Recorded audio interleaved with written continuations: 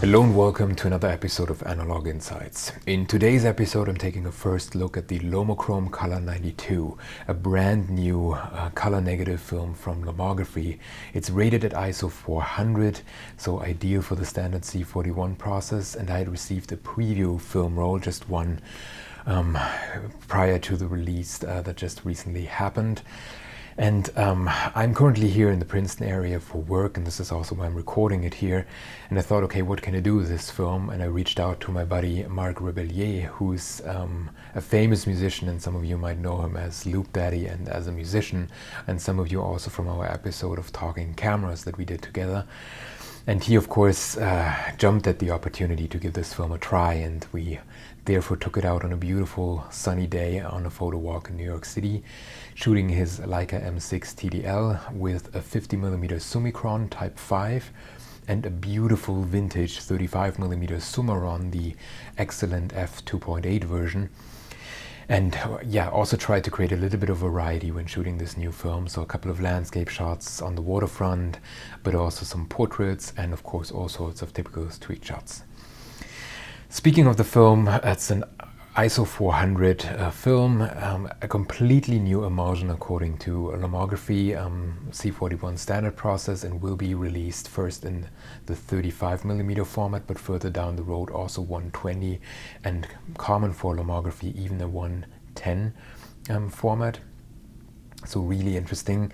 According to Lomography, it comes with accurate color representation regardless of whether you're shooting it in daylight or in tungsten light, and interestingly, in my perspective, a really good dynamic range and colder kind of bluish undertones. And Lomography describes the color as quote, fascinating blue tones, clear red tones and glowing yellow tones combined with quote, tender colder undertones. And the manufacturer also describes the film as, quote, the next step in Lomography's film production journey, a completely new color negative film formula since the reveal of the successful LomoChrome Metropolis film in 2019, unquote.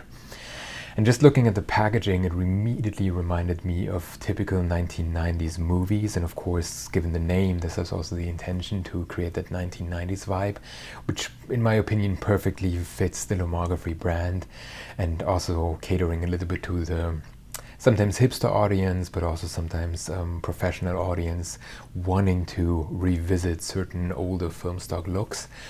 And at least to me, this packaging immediately reminded me of Japanese independent movies from the 1990s and the typical strong saturated colors.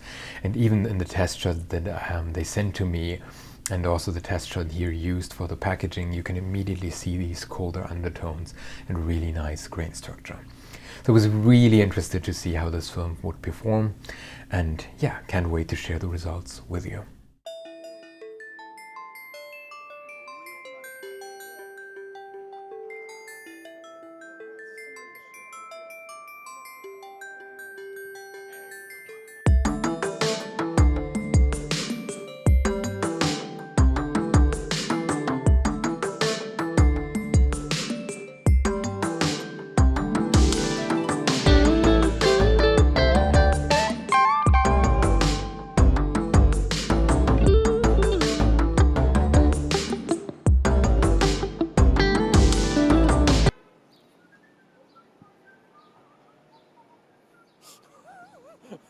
I do have sound on here, right? Oh, yes.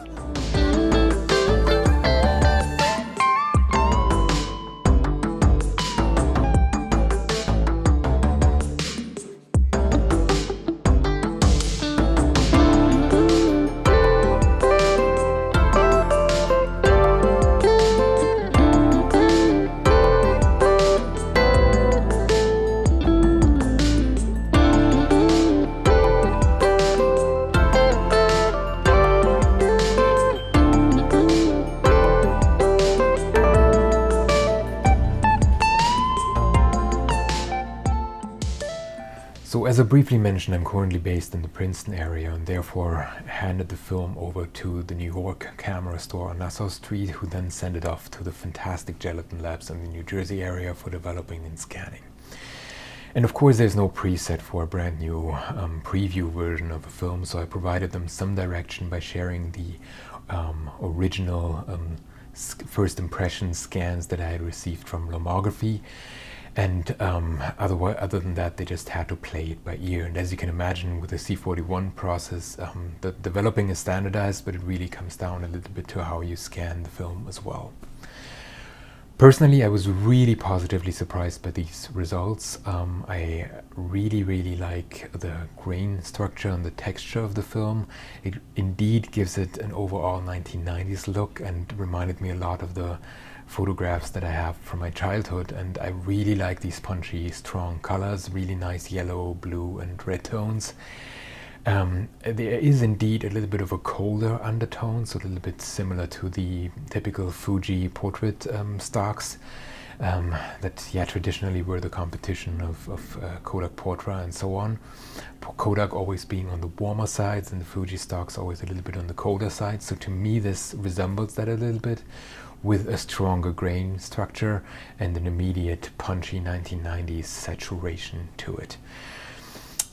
What I also have to say is that of course we did have a lot of light, so the strong dynamic range that was mentioned by Lomography had to come into play here, so the film did get a lot of light, and of course it would be interesting to see how it performs on a overcast day, maybe with a grayish sky and stronger blue tones as well, maybe.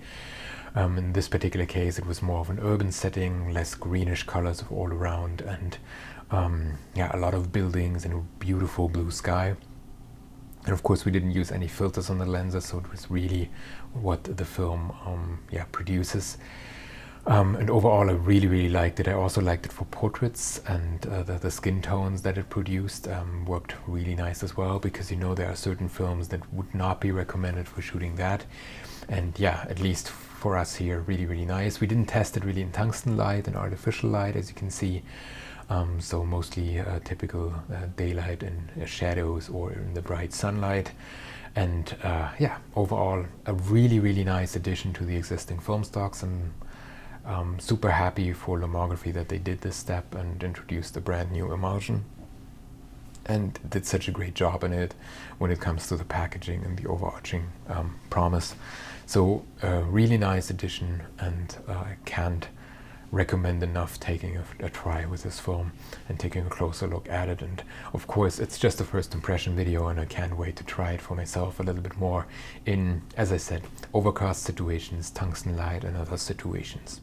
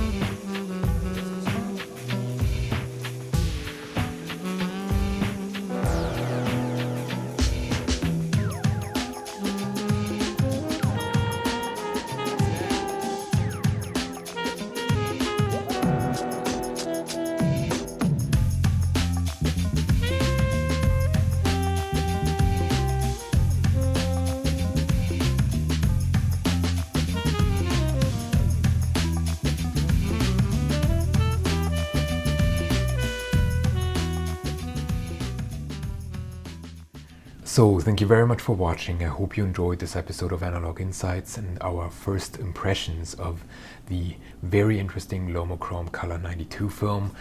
Mark and I had a blast on that particular day in New York City. Of course, a lot of people stopped us on the streets, pronounced him a legend, and yeah, I just wanted to take a selfie and an image with him. But we also met a lot of people into film photography. Somebody with a Contax G1, I think it was, carrying that, taking a portrait of Mark and so on. Even some people who recognized me from the channel and not just him. So it was really, really nice to just enjoy the streets, enjoy the sun, and enjoy the photography trying this very interesting new film. As I said, a great addition to the existing film stocks, and I can't wait to try it a little bit more and see how it performs in other situations. If you enjoyed this video, please remember to like it and maybe even share it with your friends. And if you want to see more videos like this, please subscribe to our channel. Jules, Greg, and I really appreciate each and every subscriber coming our way. So thanks for watching. I hope to see you soon. Bye.